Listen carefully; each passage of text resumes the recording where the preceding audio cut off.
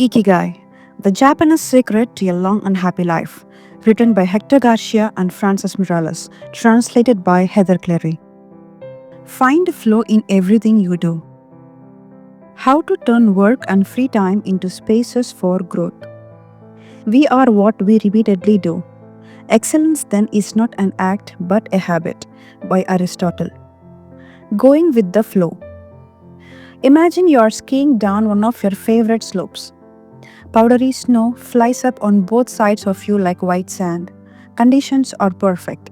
You are entirely focused on skiing as well as you can. You know exactly how to move at each moment. There is no future, no past. There is only the present.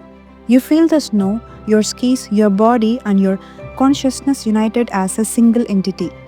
You are completely immersed in the experience, not thinking about or distracted by anything else. Your ego dissolves, and you become part of what you're doing. This is the kind of experience Bruce Lee described with his famous, "Be water, my friend." We have all felt our sense of time vanish when we lose ourselves in an activity we enjoy.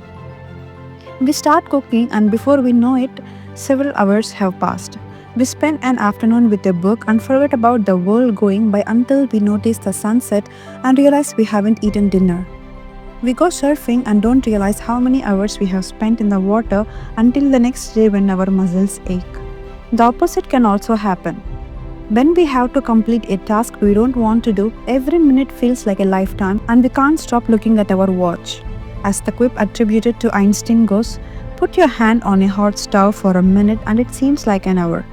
Sit with a pretty girl for an hour and it seems like a minute. This is relativity.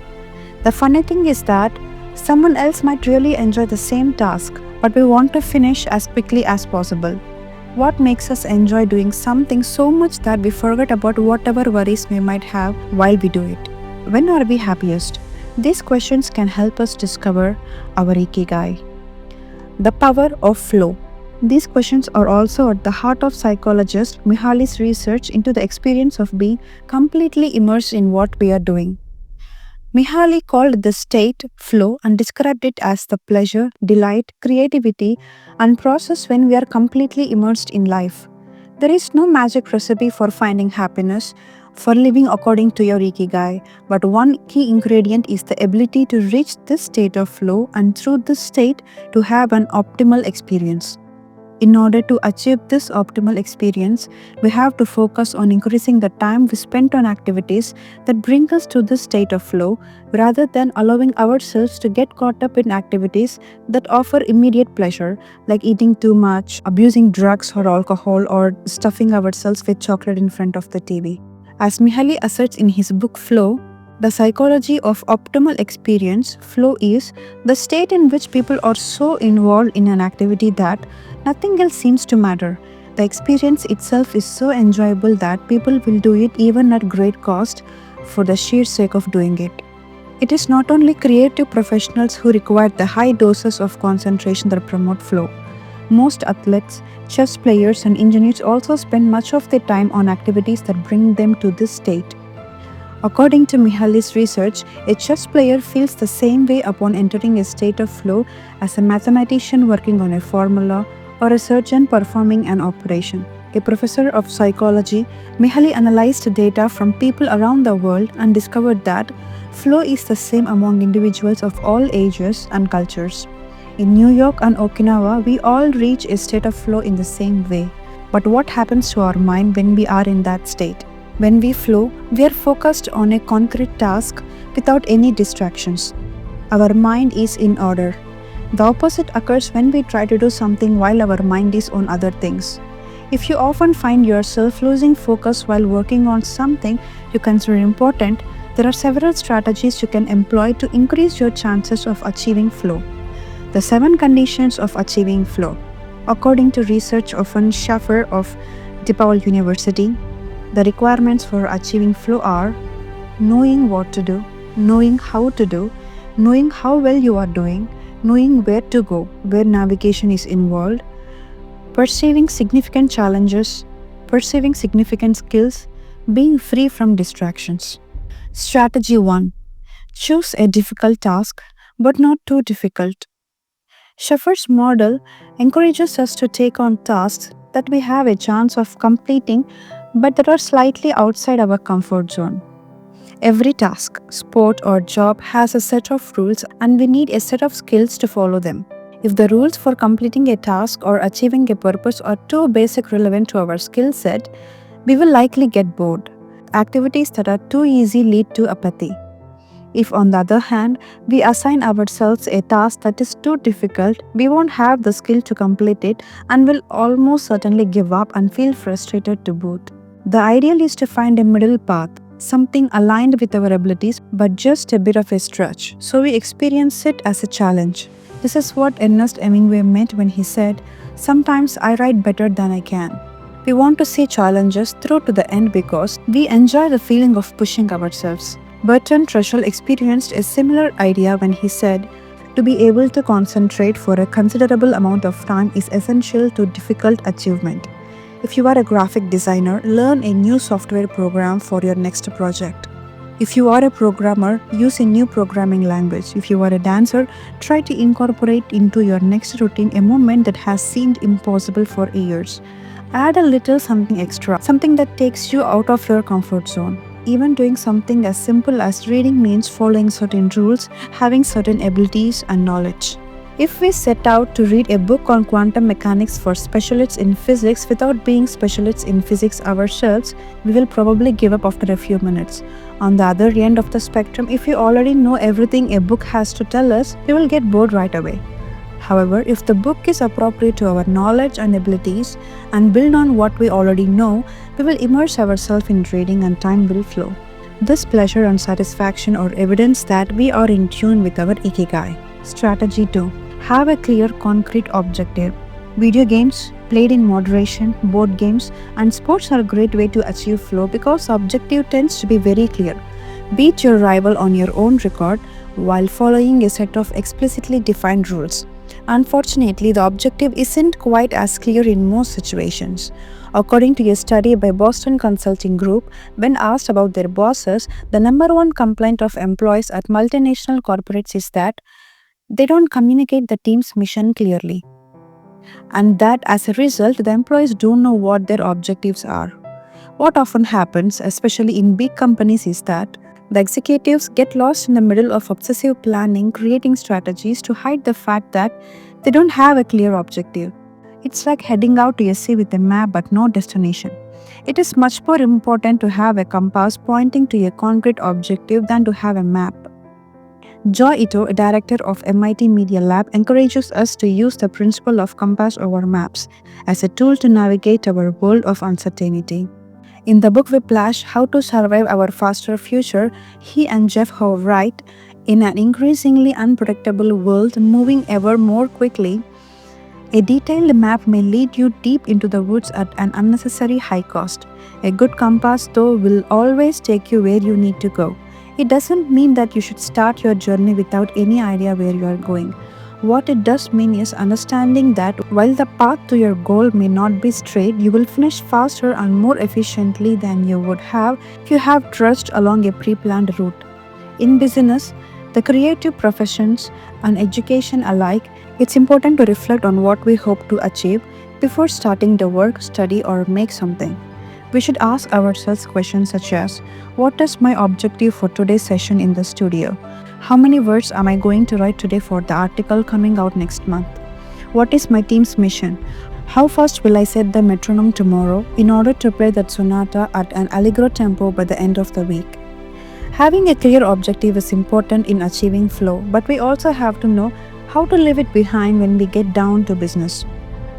Once the journey has begun, we should keep this objective in mind without obsessing over it. When Olympic athletes compete for a gold medal, they can't stop to think how pretty the medal is. They have to be present in the moment, they have to flow.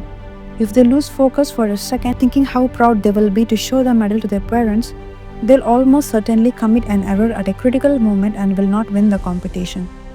One common example of this is writer's block. Imagine that a writer had to finish a novel in 3 months. The objective is clear. The problem is that the writer can't stop obsessing over it. Every day she wakes up thinking, I have to write that novel. And every day she sets about reading the newspaper and cleaning the house. Every evening she feels frustrated and promises she will get to work the next day. Days, weeks, and months pass, and the writer still hasn't gotten anything down on the page. When all it would have taken was to sit down and get the first word out, then the second, to flow with the project expressing her Ikigai. As soon as you take these first small steps, your anxiety will disappear and you will achieve a pleasant flow in the activity you are doing.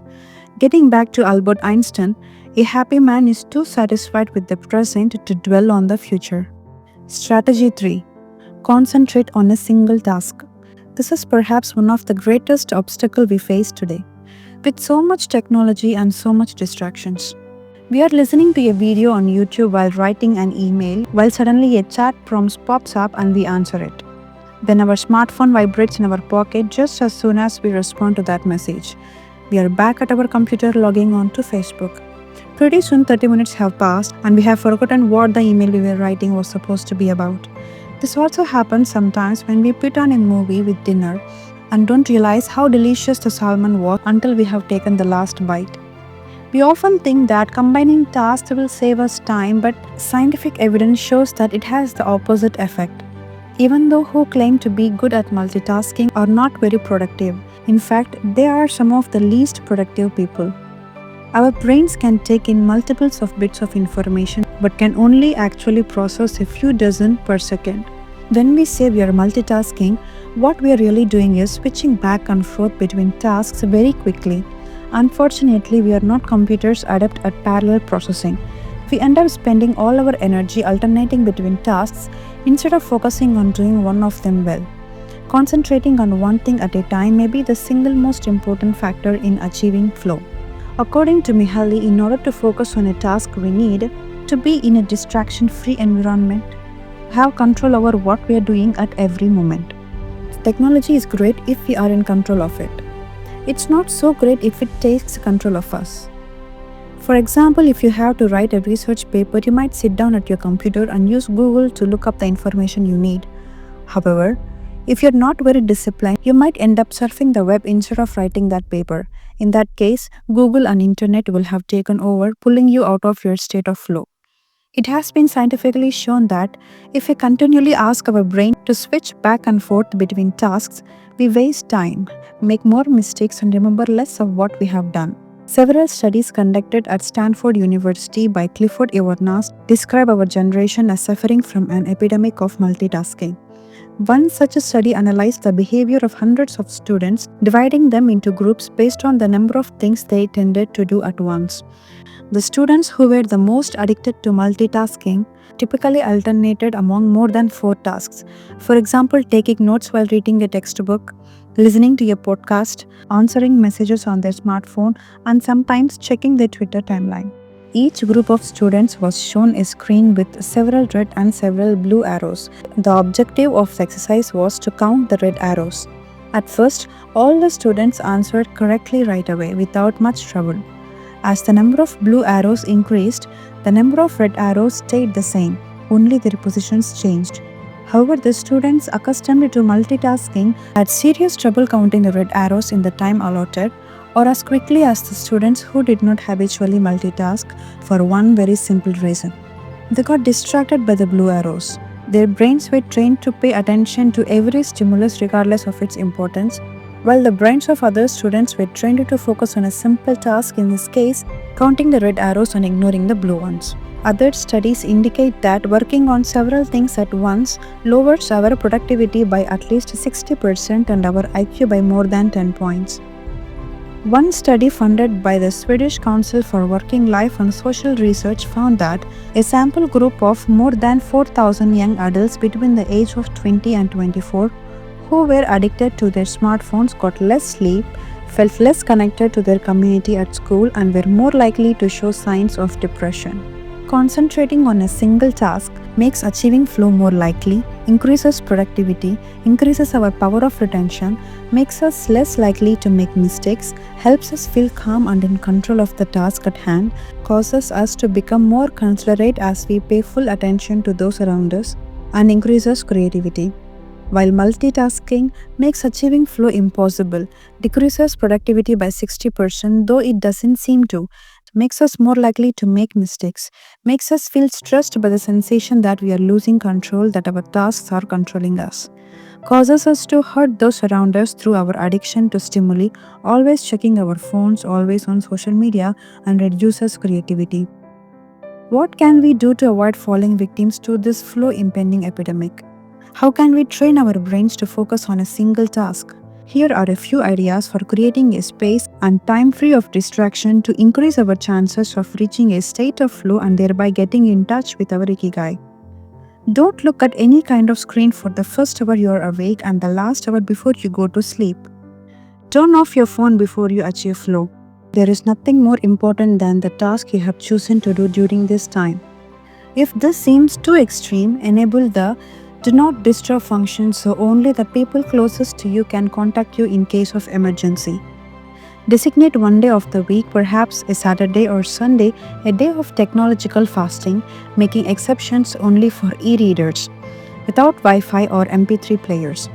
Go to a cave that doesn't have Wi-Fi. Read and respond to email only once or twice per day. Define those times clearly and stick to them. Try the Pomodoro technique. Get yourself a kitchen timer. Some are made to look like a pomodoro or tomato. And commit to working on a single task as long as it's running. The Pomodoro technique recommends 25 minutes of working and 5 minutes of rest for each cycle, but you can also do 50 minutes of work and 10 minutes of rest. Find the pace that's best for you. The most important thing is to be disciplined in completing each cycle. Start your work session with a ritual you enjoy and end it with a reward. Train your mind to return to the present when you find yourself getting distracted. Practice mindfulness or another form of meditation. Go for a walk or a swim, whatever will help you get concentrate again.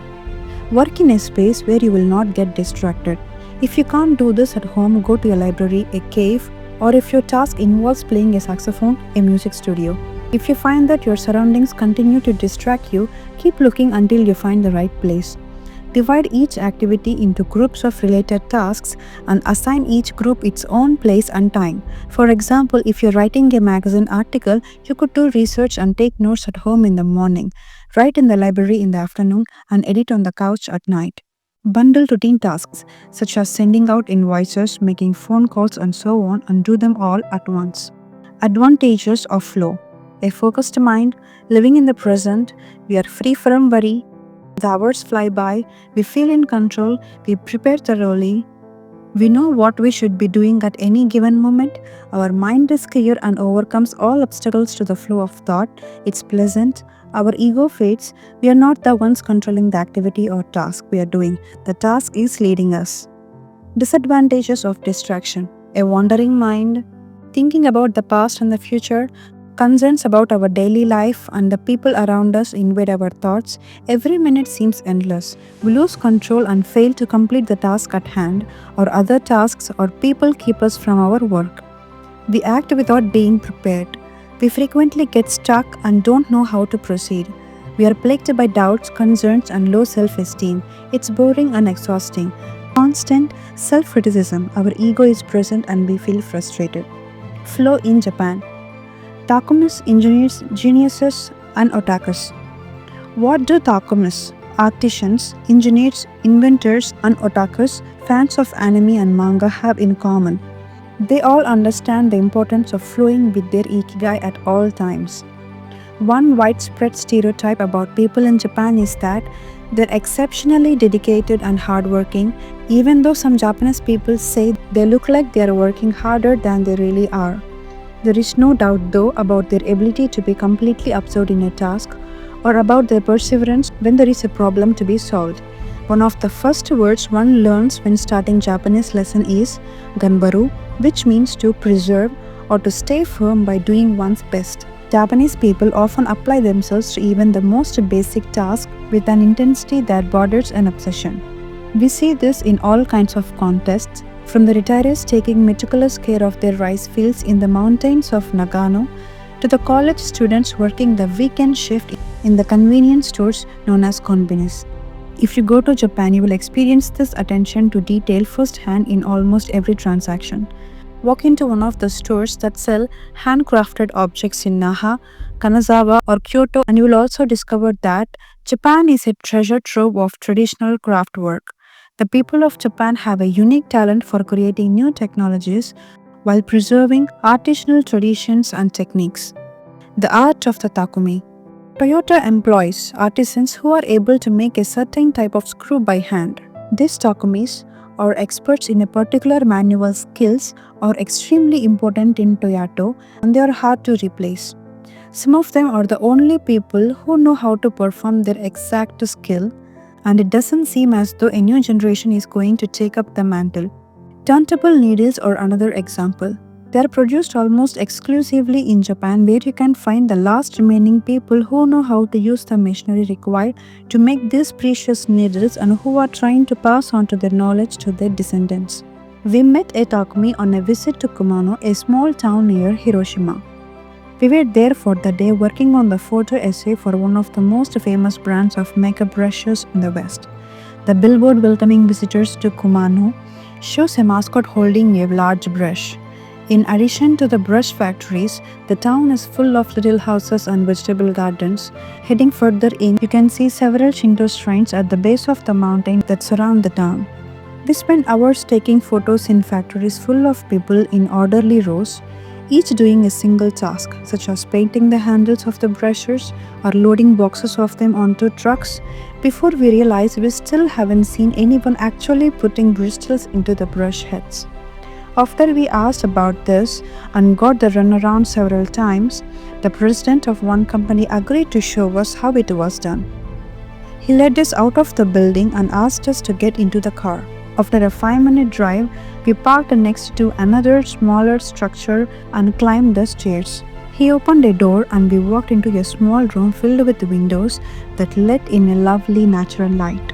In the middle of the room was a woman wearing a mask. You could see only her eyes. She was so focused on choosing individual bristles for the brushes, gracefully moving her hands and fingers using scissors and comb to sort the bristles, that she didn't even notice our presence. Her movements were so quick it was hard to tell what she was doing. The president of the company interrupted her to let her know that we would be taking photos as she worked. We couldn't see her mouth, but the glint in her eye and the cheerful inflection in her speech let us know she was smiling. She looked happy and proud, talking about her work and responsibilities. We have to use extremely fast shutter speeds to capture her movements. Her hands danced and flowed in concert with her tools and the bristles she was sorting. The president told us that this Takumi was one of the most important people in the company, even though she was hidden away in a separate building. Every bristle of every brush the company made passed through her hands. Steve Jobs in Japan. Apple co-founder Steve Jobs was a big fan of Japan. Not only did he visit the Sony factories in the 1980s and adopt many of their methods when he founded Apple, he was also captivated by the simplicity and quality of Japanese porcelain in Kyoto. It was not, however, an artisan from Kyoto who won Steve Jobs' devotion, but rather a takumi from Toyama named Yukio Shakunaga, who used a technique called Etsuseto-yaki, known by only a few. On a visit to Kyoto, Jobs heard of an exhibition of Shakunaga's work. He immediately understood that there was something special about Shakunaga's porcelain. As a matter of fact, he bought several cups, vases, and plates and went back to the show 3 times that week. Jobs returned to Kyoto several times over the course of his life in search of inspiration and ended up meeting Shakunaga in person. It is said that Jobs had many questions for him, almost all of them about the fabrication process and the type of porcelain he used. Shakunaga explained that he used white porcelain he extracted himself from mountains in the Toyama prefecture, making him the only artist of his ilk familiar with the fabrication process of porcelain objects from their origins in the mountains to their final form, an authentic takumi. Jobs was so impressed that he considered going to Toyama to see the mountain where Shakunaga got his porcelain, but thought better of it when he heard that it was more than 4 hours by train from Kyoto. In an interview after Jobs' death, Shakunaga said he was very proud that his work had been appreciated by the man who created the iPhone. He added that Jobs' last purchase from him had been a set of 12 teacups. Jobs had asked for something special, a new style. To satisfy this request, Shakunaga made 150 teacups in the process of testing of new ideas. Of this, he chose the 12 best and sent them to the Jobs family. Ever since his first trip to Japan, Jobs was fascinated and inspired by the country's artisans, engineers, philosophy, and cuisine. Sophisticated simplicity. What do Japanese artisans, engineers, Zen philosophy, and cuisine have in common? Simplicity and attention to detail.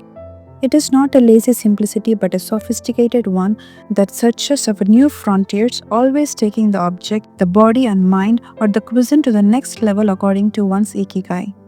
As Miralles would say, the key is always having a meaningful challenge to overcome in order to maintain flow. The documentary Zero Dreams of Sushi gives us another example of a takumi, this time in the kitchen. Its protagonists have been making sushi every day for more than 80 years and owns a small sushi restaurant near the Ginza subway station in Tokyo. He and his son go every day to the famous Tsukiji fish market and choose the best fish to bring back to the restaurant. In the documentary, we see one of Jiro's apprentices learning to make tamago, a thin, slightly sweet omelette. No matter how hard he tries, he can't get Jiro's approval. He keeps practicing for years until he finally does. Why does the apprentice refuse to give up? Doesn't he get bored cooking eggs every day? No, because making sushi is his Ikigai too. Both Jiro and his son are culinary artists. They don't get bored when they cook. They achieve a state of flow. They enjoy themselves completely when they are in the kitchen. That is their happiness, their Ikigai. They have learned to take pleasure in their work, to lose their sense of time. Beyond the close relationship between father and son, which helps them keep the challenge going each day, they also work in a quiet, peaceful environment that allows them to concentrate. Even after receiving a 3-star rating from Michelin, they never considered opening other locations or expanding the business. They serve just 10 patrons at a time at the bar of their small restaurant. Jiro's family isn't looking to make money. Instead, they value good working conditions and create an environment in which they can flow while making the best sushi in the world. Jiro, like Yukio Shakunaga, begins his work at the source. He goes to the fish market to find the best tuna. Shakunaga goes to the mountain to find the best porcelain. When they get down to work, both become one with the objective they are creating. This unity with the object that they reach in a state of flow takes on special meaning in Japan, where according to Shintoism, forests, trees and objects have a kami within them. When someone, whether an artist, an engineer or a chef, sets out to create something, his or her responsibility is to use nature to give it life while respecting that nature at every moment. During this process, the artisan becomes one with the object and flows with it. An iron worker would say that metal has a life of its own, just as someone making ceramic would say that clay does. The Japanese are skilled at bringing nature and technology together, not man versus nature, but rather a union of the two. The purity of Ghibli. There are those who say that the Shinto value of being connected with nature is vanishing. One of the harshest critics of this loss is another artist with a clearly defined Ikigai, Hayao Miyazaki, the director of the animated films produced by Studio Ghibli. In nearly all his films, we see humans, technology, fantasy, and nature in state of conflict, and in the end, coming together. One of the most poignant metaphors in his film, Spirited Away, is an obese spirit covered in trash that represented the pollution of the rivers. In Miyazaki's film, forests have personalities, trees have feelings, and robots befriend birds. Considered a national treasure by the Japanese government, Miyazaki is an artist capable of becoming completely absorbed in his art. He uses a cell phone from the latter 1990s and he makes his entire team draw by hand. He directs his films by rendering on paper even the tiniest detail, achieving flow by drawing, not by using a computer. Thanks to this obsession on the director's part, Studio Ghibli is one of the only studios in the world where almost the entire production process is carried out using traditional techniques. Those who have visited Studio Ghibli know that it is fairly typical on a given Sunday to see a solitary individual tucked away in a corner, hard to work, a man in simple clothes who will greet them with an Ohio without looking up. Miyazaki is so passionate about his work that he spends many Sundays in the studio enjoying the state of flow, putting his Ikigai above all else. Visitors know that under no circumstances is one to bother Miyazaki, who is known for his quick temper, especially if he is interrupted while drawing. In 2013, Miyazaki announced he was going to retire. To commemorate his retirement, the television station NHK made a documentary showing him in his last days at work. He is drawing in nearly every scene of the film. In one scene, several of his colleagues are seen coming out of a meeting, and there he is drawing in a corner, paying no attention to them. In another scene, he is shown walking to work in December 13, a national holiday in Japan, and opening the doors of Studio Ghibli so he can spend the day there drawing alone. Miyazaki can't stop drawing. The day after his retirement, instead of going on vacation or staying at home, he went to Studio Ghibli and sat down to draw. His colleagues put on their best poker faces, not knowing what to say. 1 year later, he announced he wouldn't make any more feature films, but that he would keep on drawing until the day he died. Can someone really retire if he is passionate about what he does? The recklesses. It is not only the Japan who have this capacity. There are artisans and scientists all over the world with strong, clear ikigais. They do what they love until their dying day. The last thing Einstein wrote before closing his eyes forever was a formula that attempted to unite all the forces of the universe in a single theory. When he died, he was still doing what he loved. If he hadn't been a physicist, he said, he would have been happy as a musician. When he wasn't focused on physics or mathematics, he enjoyed playing the violin. Reaching a state of flow while working on his formula or playing music, his two ikigais, brought him endless pleasure. Many such artists might seem misanthropic or reclusive, but what they are really doing is protecting the time that brings them happiness, sometimes at the expense of other aspects of their lives. They are outliners who apply the principles of flow to their lives to an extreme.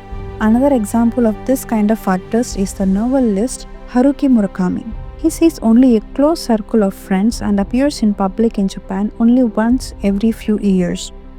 Artists know how important it is to protect their space, control their environment, and be free of distraction if they want to flow with their ikigai. Microflow. Enjoying mundane tasks. But what happens when we have to, say, do the laundry, mow the lawn, or attend to paperwork? Is there a way to make these mundane tasks enjoyable? Near the Shinjuku subway station in one of the new rail centers of Tokyo, there is a supermarket that still employs elevator operators. The elevator are fairly standard and could easily be operated by the customers, but the store prefers to provide the service of someone holding the door open for you, pushing the buttons for your floor, and going as you exit. If you ask around, you will learn that there is one elevator operator who has been doing the same job since 2004. She's always smiling and enthusiastic about her work. How is she able to enjoy such a job? Doesn't she get bored doing something so repetitive? On closer inspection, it becomes clear that the elevator operator is not just pushing buttons but is instead performing a whole sequence of movements. She begins by greeting the customers with a song-like salutation, followed by a bow and a welcoming wave of the hand. Then she presses the elevator button with a graceful movement, as though she is a geisha offering a client cup of tea. Mihaly calls this microflow. We have all been bored in a class or at a conference and started doodling to keep ourselves entertained, or whistled while painting a wall. If you are not truly being challenged, we get bored and add a layer of complexity to amuse ourselves. Our ability to turn routine tasks into moments of microflow, into something we enjoy, is key to our being happy, since we all have to do such tasks. Even Bill Gates washes the dishes every night. He says he enjoys it, that it helps him relax and clear his mind, and he tries to do it a little better every day, following an established order or set of rules he's made for himself: plates first, forks second, and so on. It's one of his daily moments of microflow. Richard Feynman, one of the most important physicists of all time, also took pleasure in routine tasks. W. Daniel Hillis, one of the founders of the supercomputer manufacturer Thinking Machines, hired Feynman to work on the development of a computer that could handle parallel processing when he was already world famous. He says Feynman showed up on his first day of the work and said, "Okay, boss, what is my assignment?" They didn't have anything prepared, so they asked him to work on a certain mathematical problem. He immediately realized they were giving him an irregular task to keep him busy and said, "That sounds like a bunch of baloney. Give me something real to do." So they sent him to a nearby shop to buy office supplies, and he completed his assignment with a smile on his face. When he didn't have something important to do or needed to rest his mind, Feynman dedicated himself to microfluing, say, painting the office walls. Weeks later, after visiting the Thinking Machines office, a group of investors declared, "You have a Nobel laureate in their painting walls and soldering circuits." Instant vacations, getting there through meditation. Training the mind can get us to a place of flow more quickly. Meditation is one way to exercise our mental muscles. There are many types of meditations, but they all have the same objectives: calming the mind, observing our thoughts and emotions, and centering our focus on a single object. The basic practice involves sitting with a straight back and focusing on our breath. Anyone can do it, and you feel a difference after just one session. By fixing your attention on the air moving in and out of your nose, you can slow the torrent of thoughts and clear your mental horizons. The Archer's Secret. The winner of the 1988 Olympic gold medal for archery was a 17-year-old woman from South Korea. When asked how she prepared, she replied that the most important part of her training was meditating for 2 hours each day. If we want to get better at reaching a state of flow, meditation is an excellent antidote to our smartphones and their notifications constantly clamoring our attention. One of the most common mistakes among people starting to do meditation is worrying about doing it right, achieving absolute mental silence or reaching nirvana. The most important thing is to focus on the journey. Since the mind is a constant swirl of thoughts, ideas, and emotions, slowing down the centrifuge even for just a few seconds can help us feel more rested and leaves us with a sense of clarity. In fact, one of the things we learn in the practice of meditation is not to worry about anything that flits across our mental screen. The idea of killing our boss might flash into our mind, but we simply label it as a thought and let it pass like a cloud without judging or rejecting it. It is only a thought, one of the 60,000 we have every day, according to some experts. Meditation generates alpha and theta brain waves. For those experienced in meditation, these waves appear right away, while it might take a half hour for a beginner to experience them. These relaxing brain waves are the ones that are activated right before we fall asleep, as we lie in the sun, or right after taking a hot bath. We all carry a spa with us everywhere we go. It's just a matter of knowing how to get in, something anyone can do with a bit of practice. Humans as ritualistic beings. Life is inherently ritualistic. We could agree that humans naturally follow rituals that keeps us busy. In modern cultures, we have been forced out of our ritualistic lives to pursue goal after goal in order to be seen as successful. But throughout history, humans have always been busy. We were hunting, cooking, farming, exploring, and raising families, activities that were structured as rituals to keep us busy throughout our days. But in an unusual way, rituals still permit daily life and business practices in modern Japan. The main religion in Japan, Confucianism, Buddhism, and Shintoism, are all ones in which the rituals are more important than absolute rules. When doing business in Japan, process, manners, and how you work on something is more important than the final result. Whether this is good or bad for the economy is beyond the scope of this book. What is indisputable though is that finding flow in a ritualistic workplace is much easier than one in which we are continuously stressed out trying to achieve unclear goals set by our bosses. Rituals give us clear rules and objectives which help us enter a state of flow. When we have only a big goal in front of us, we might feel lost or overwhelmed by it. Rituals helps us by giving us the process, the sub-steps on the path to achieving a goal.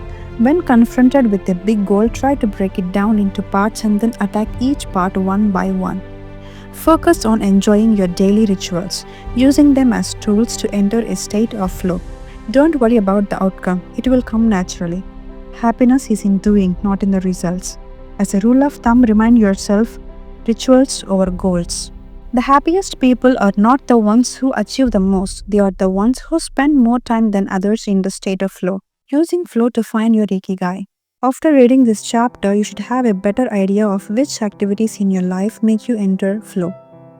Write all of them on a piece of paper, then ask yourself these questions. What do the activities that drive you to flow have in common? Why do those activities drive you to flow? For example, are all the activities you most like doing ones that you practice alone or with other people? Do you flow more when doing things that require you to move your body or just to think?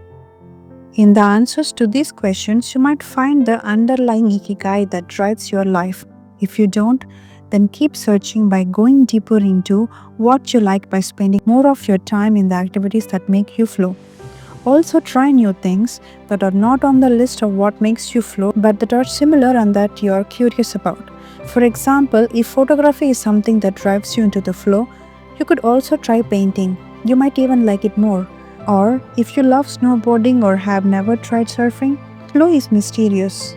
It is like a muscle. The more you train it, the more you will flow, and the closer you will be to your Ikigai.